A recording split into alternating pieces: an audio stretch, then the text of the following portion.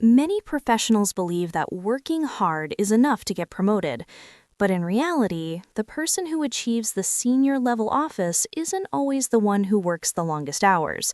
It's the one who knows how to communicate their value. Exactly, Elena. Technical skills might get you through the door, but executive voice is what moves you up the ladder. Welcome back to Business English for Success. I'm David. And I'm Elena. Today, we conclude our 50-scenario journey with the most critical part, the grand finale. We are moving beyond daily tasks and diving into leadership, negotiation, and high-stakes conversations. Today's roadmap is clear. We start with advocating for your own growth, then we tackle complex office dynamics, and finally, we'll master the art of professional exits. Are you ready to level up? Let's begin with Scenario 36, advocating for a career advancement. This is where most people feel uncertain, but with the right phrases, it becomes a strategic conversation. Most people wait for an advancement to be given. Leaders proactively pursue it. But how do you ask without sounding demanding? It's all about the word contribution. Let's listen to a sophisticated way to open this door.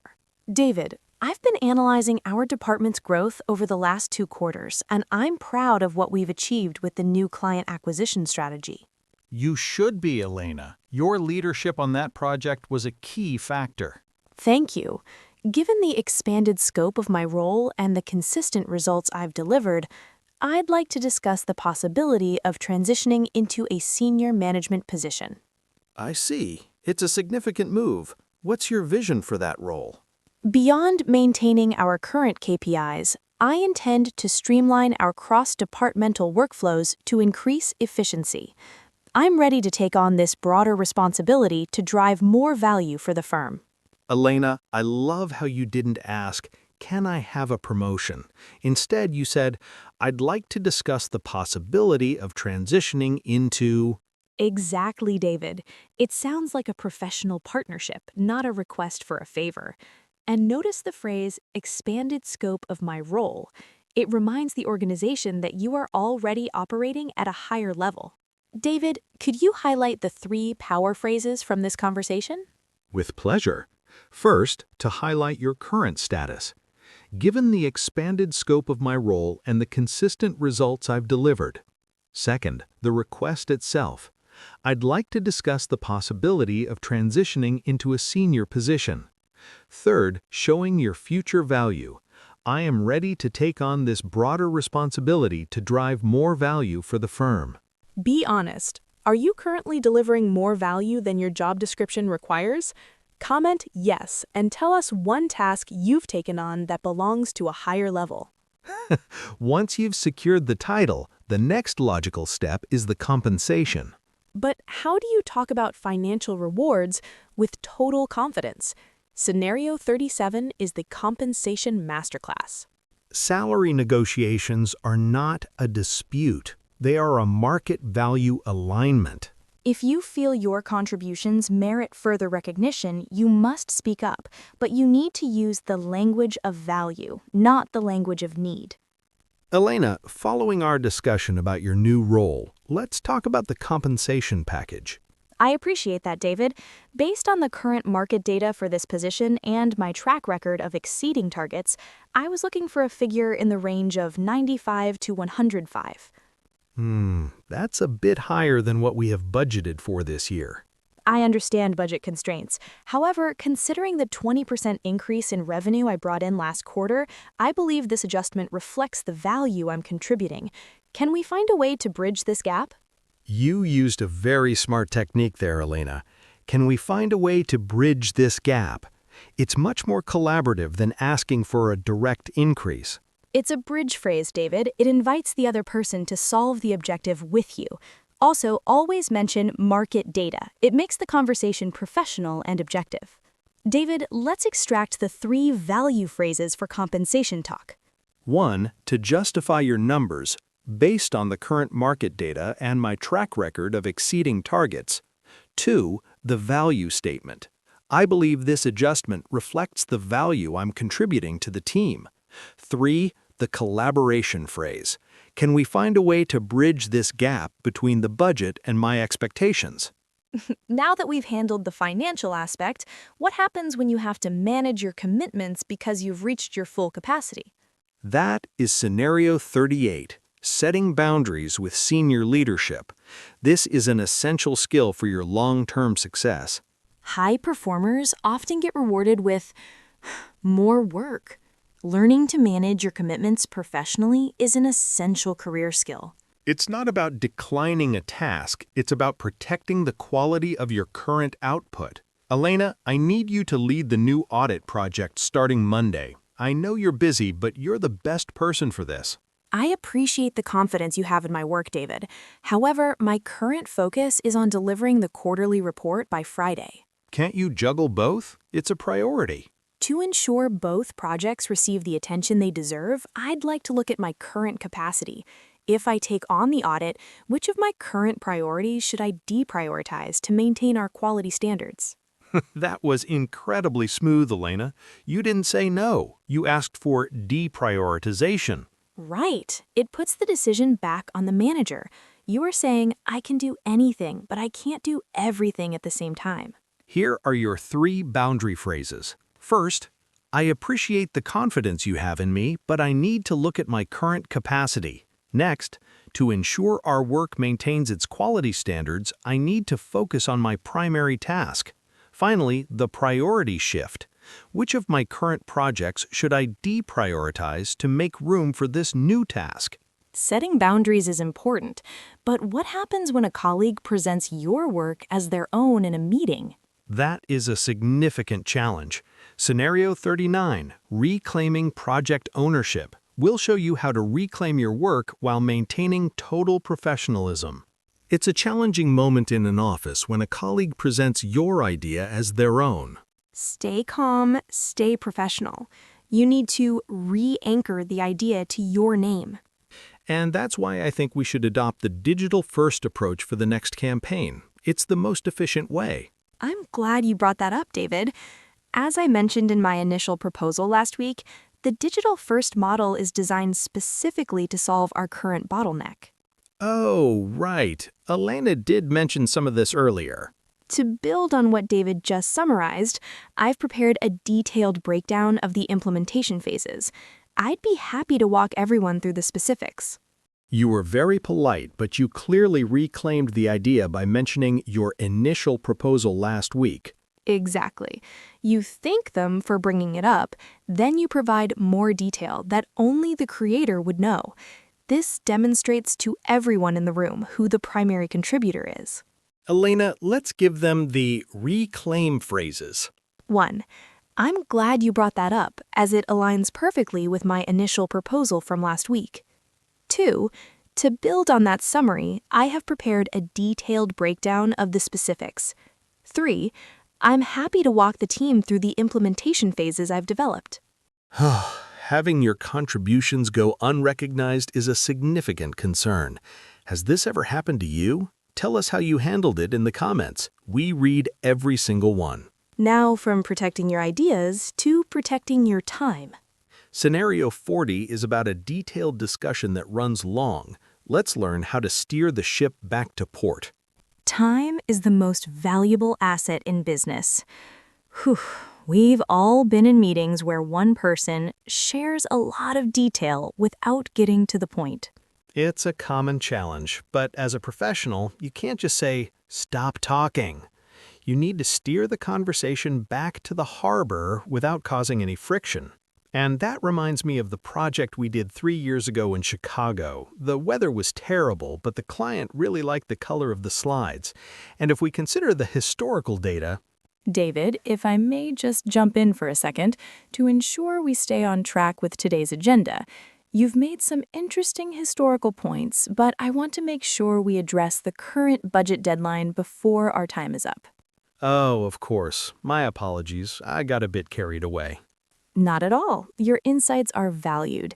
To keep us moving forward, could we pivot back to the resource allocation for next month? That was incredibly graceful, Elena. You used the phrase, Ensure we stay on track instead of saying the discussion was too long. Exactly. And notice the word pivot. It's a classic executive word. It means to change direction quickly but smoothly. It sounds much more professional than saying, let's talk about something else. Elena, show our listeners how to take control of the meeting again. First, the polite interruption. If I may just jump in for a second, to ensure we stay on track with today's agenda. Second, the respectful transition. Your insights are valued, but I want to make sure we address our primary goal before time is up. Third, the pivot.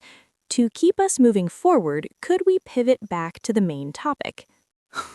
Now that the meeting is back on track, what happens when it's your turn to speak but you've encountered a professional oversight? That's a test of character. Scenario 41, owning a professional oversight.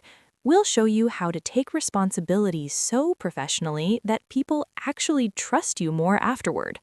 Everyone makes mistakes, but only true leaders own them. Don't make excuses, provide solutions. The goal here is to maintain your credibility. You want to move from the person who encountered an issue to the person who resolved it. Elena, I just saw the report. The projected revenue numbers for the Q3 forecast are completely incorrect. How did this happen? David, I've reviewed the data and I take full responsibility for the oversight in the Q3 forecast. It appears a manual entry error led to the discrepancy. This is a significant concern for our board meeting tomorrow. I completely understand the gravity of the situation. I have already coordinated with the finance team to rectify the figures, and a corrected version will be on your desk by 4 p.m. today. I've also implemented a double-check protocol to ensure this doesn't recur. I was concerned, but your response provided clarity. You said, I take full responsibility right at the start. No buts, no ifs. Ownership is powerful, David. Also, notice I didn't just say, I'm sorry. I used the word rectify and explained the protocol to prevent it in the future. This shows I am in control of the solution. Let's learn the language of accountability. 1. The direct ownership. I take full responsibility for the oversight and I understand the gravity of the situation. 2. The solution. I have already coordinated with the team to rectify the error immediately. 3. The future prevention. I have implemented a new protocol to ensure this does not recur. Have you ever had to own a mistake at work? It's not easy. Tell us in the comments, what's the most professional way someone has ever apologized to you? Speaking of accountability, sometimes you have to give feedback to someone else who isn't performing. And you need to do it without hurting the relationship. Scenario 42, delivering constructive feedback. Let's learn the sandwich method for professionals. Giving feedback is an art. If you're too soft, nothing changes. If you're too harsh, the person becomes defensive. The key is to focus on the process, not the person. David, do you have a moment? I'd like to share some feedback on the presentation deck you put together. Sure, Elena. Was there an issue? Overall, the data analysis is excellent and very thorough. However, I noticed the visual layout is quite dense, which might make it difficult for the client to follow during a quick pitch. I wanted to make sure all the information was there. I appreciate the depth, but to maximize the impact, I suggest we simplify the slides to highlight only the key takeaways. Given your expertise in the subject, I'm sure you can refine it to be even more compelling. That was very encouraging. You started with a positive, gave the critique, and ended with another positive. That's the executive sandwich, David. And I used the phrase, maximize the impact, instead of, your slides are ugly. It makes the feedback feel like a professional upgrade, not a personal attack. Here are the phrases for a perfect feedback loop. First, the positive opening. Overall, your work is excellent, and I appreciate the depth of your analysis. Next, the soft critique. However, I noticed a few areas where we could refine the layout to maximize the impact. Finally, the empowering closing. I suggest we simplify the key takeaways to make the message even more compelling. Giving feedback is much easier when you have the right words. But what if the person you're talking to isn't a colleague? What if they are a VIP client or a major partner? That requires a whole different level of social grace. Scenario 43, high-level networking and small talk. We're moving into the executive nuance section next. They say business isn't done in the boardroom. It's done during the small talk before the meeting starts. Exactly. But advanced small talk is not about the weather. It's about building a strategic connection without sounding like you're working. It's a pleasure to finally meet you in person, David. I've been following your firm's recent acquisition in Singapore. That was a bold move in this market. Thank you, Elena. It's been a busy quarter. How are things on your end? Prosperous, but fast-paced.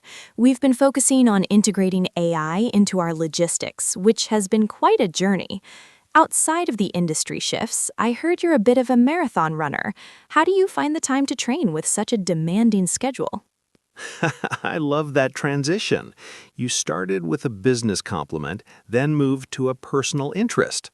That's the executive bridge, David. By mentioning their firm's success first, you show you are well-informed.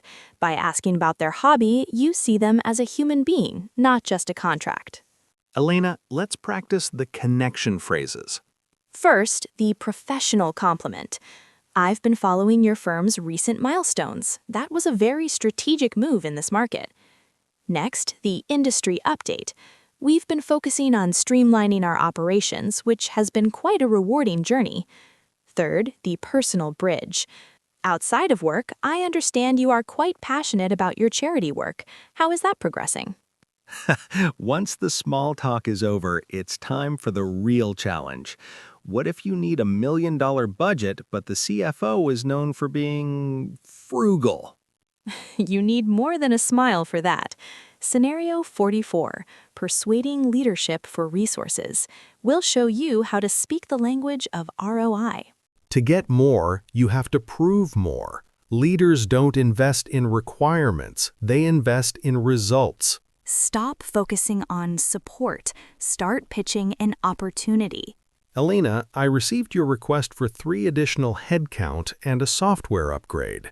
That's a significant budget increase mid-year. I completely understand the need for fiscal discipline, David. However, our current team is operating at full capacity. With this targeted investment, we can reduce our project turnaround time by 30%. 30%? That's a bold claim. It's a calculated one. This upgrade will automate our manual reporting, allowing the new team members to focus entirely on client acquisition. The projected revenue growth from this expansion would cover the costs within the first 6 months. You didn't talk about being understaffed. You talked about fiscal discipline and turnaround time. Right. When talking to senior leadership, use financial vocabulary. Terms like fiscal discipline show you respect the company's resources. Terms like projected revenue show you are thinking about the bottom line. David, give them the language of ROI. 1. Acknowledging the budget. I completely understand the need for fiscal discipline and careful resource allocation. 2. The value proposition. With this targeted investment, we can significantly reduce our turnaround time and increase efficiency. 3. The long-term benefit. The projected revenue growth from this expansion will offset the initial costs within 2 quarters. Have you ever had to ask for a bigger budget? Tell us, what is the most common reason your company says no? Let's discuss in the comments. Sometimes the answer is no, simply because the technical details are too complex to grasp quickly. Exactly. Scenario 45, Strategic Clarity for Stakeholders. How to explain a high-tech concept to a non-tech leader without losing their interest. True intelligence is the ability to make the challenging simple. If you use too much jargon, you lose the room. If you oversimplify, you sound unprofessional. You need the executive summary approach. Elena, can you explain why the migration to the new cloud server is taking so long? Use plain English, please. Of course. To put it simply, David, we are currently moving our entire digital library to a more secure and faster building. Okay, but why the delay? During the move, we discovered that some of our older books or data formats are incompatible with the new shelves. Instead of forcing the move and risking data loss, we are reformatting those files now to ensure total security. This ensures that once the move is complete, our system will be 50% more resilient than before. Books and shelves. I love that. I finally understand why it's taking time. Analogy is your best friend, David. By comparing a cloud server to a building and data to books, you bridge the gap between IT and management. You show that you are protecting the asset, not just fixing a bug. Here are your phrases for clarifying the complex. First, the simplification bridge. To put it simply, we are essentially upgrading our infrastructure to be more secure and efficient. Next, the justification. We are prioritizing a thorough reformatting now to ensure we avoid any risk of data loss later. Finally, the positive outcome. This process will ensure our system is significantly more resilient and scalable for future growth. From simplifying technology to simplifying human emotions. Oh, that's much harder. What happens when your team has differing views and you have to be the one to fix it? That is scenario 46, facilitating team alignment and harmony. We'll show you how to be the mediator without taking sides. In a high-pressure environment, disagreements are inevitable. But a leader doesn't take sides. They find the middle ground. The goal is to move the team from who is right to what is right for the project. I can see that both of you have very strong perspectives on the marketing direction. David, you're concerned about the budget, and the creative team is focused on the brand impact. Exactly. We simply can't afford the original plan. I hear you. To ensure we maintain team harmony and meet our objectives, let's identify the core elements we both agree on. David, if we can find a way to reduce production costs by 15%, would you be open to the creative team's core concept? If the numbers align, yes, I'm willing to compromise. Excellent. Let's collaborate on a hybrid model that respects our fiscal constraints while maintaining our creative vision. Elena, you used a very powerful phrase, fiscal constraints. It sounds so much more professional than, we have no money. It certainly does.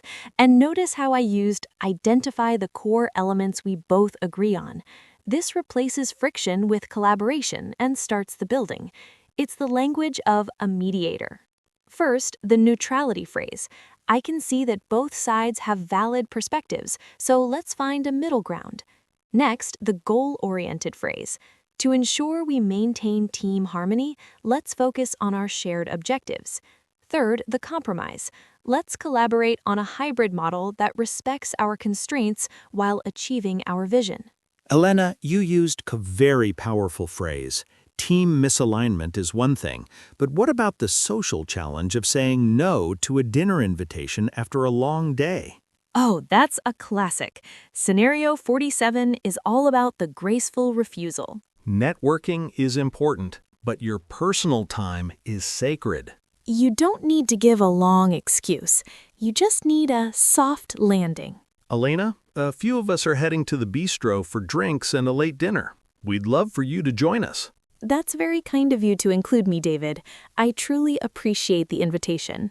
It'll be fun. We're celebrating the end of the project. I'd love to celebrate with the team, but I've already committed to some personal obligations this evening.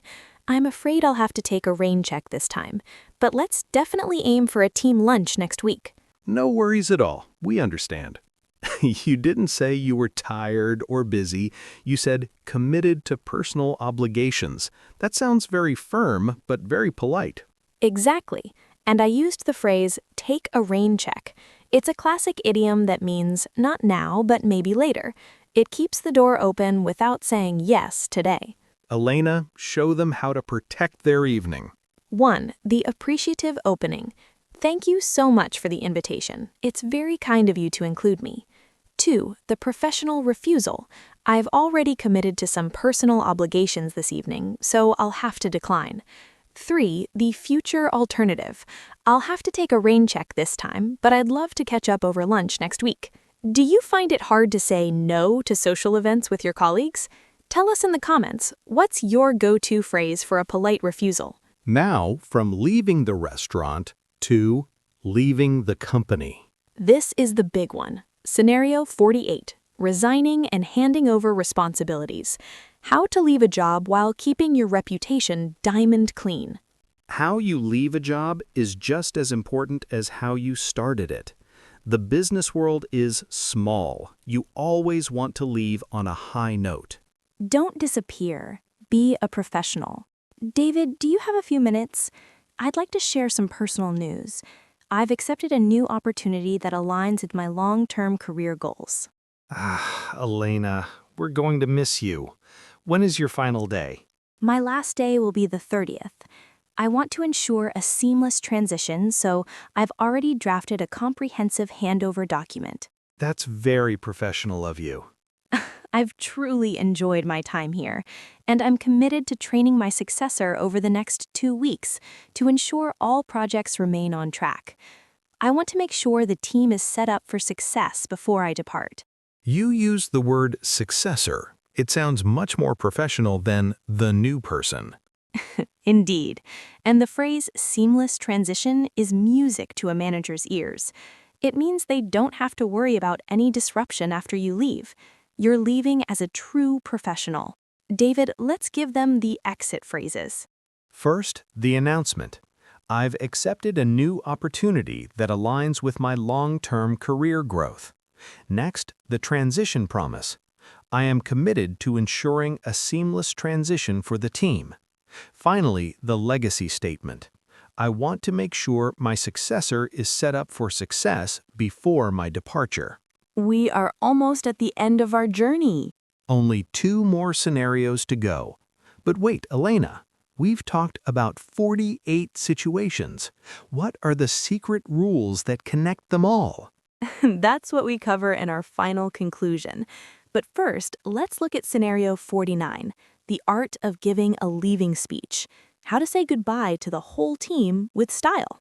On your last day, you might be asked to say a few words. This is not just a goodbye, it's your last chance to leave a lasting professional impression. Don't just say bye, everyone. Use this moment to show gratitude and grace. Could I have everyone's attention for a moment? As many of you know, today is my final day with the firm. We're listening, Elena. I wanted to express my sincere gratitude for the opportunity to work with such a talented group of people. Over the past 3 years, we've tackled some incredible challenges, and I'm deeply proud of what we've achieved together. You've been a huge part of that success. Thank you, David. While I'm excited about my next chapter, I will truly miss our collaboration. I wish you all nothing but continued success, and I look forward to staying in touch. That was short, sweet, and very executive. You used the phrase sincere gratitude. Yes. In a farewell speech, gratitude and pride are your 2 best friends. Notice I didn't talk about my new job much. I focused on what we achieved together. This makes the team feel valued. Let's practice your final words at the office. First, the gratitude. I wanted to express my sincere gratitude for the opportunity to work with this talented team. Next, the shared success. I am deeply proud of what we have achieved together during my time here. Third, the professional closing. I wish you all nothing but continued success and look forward to staying in touch. And just like that, we have reached the final milestone. Scenario 50. This isn't just a conversation, it's the growth mindset that will keep you successful for the rest of your career. We've covered 50 scenarios, from basic office talk to high-level negotiation. But the most important tool in your kit is not a sentence, it's your mindset. Language is a bridge. The better the bridge, the further you can go. Elena, Looking back at all these 50 situations, what is the one thing that separates a good communicator from a great leader? It's the ability to listen for intent and speak with purpose. A great leader doesn't just use English to exchange information, they use it to build trust and drive results. So it's not just about the grammar. Grammar is the foundation, but nuance is the architecture. As long as you remain curious, stay professional, and continue to refine your executive voice, there is no limit to what you can achieve in the global market. Grammar is the foundation, but nuance is the architecture. I love that. It's true, David. To everyone listening, you now have 50 powerful tools. Use them wisely, use them often, and watch your career transform. David, let's give them the final 3 success principles. 1. Language is not just for information. It is for building trust and driving results. 2. I am committed to refining my executive voice every single day. 3. There is no limit to what I can achieve with the right mindset and the right words. You've made it. 50 scenarios, hundreds of phrases, and a completely new way of looking at your career. We are so proud of your dedication. But remember, knowledge is only power if you use it. Go back, re-watch the parts that challenged you, and start using these phrases in your office tomorrow. If you've completed all 50 conversations with us, comment "Level Up" below. We'd love to celebrate this milestone with you. Don't forget to like and subscribe to Business English for Success to join our global community of high achievers. Your journey doesn't end here. Stay tuned for our next series, Business English for Powerful Presentations. Until next time, keep leading, keep growing, And keep speaking with confidence. Goodbye for now.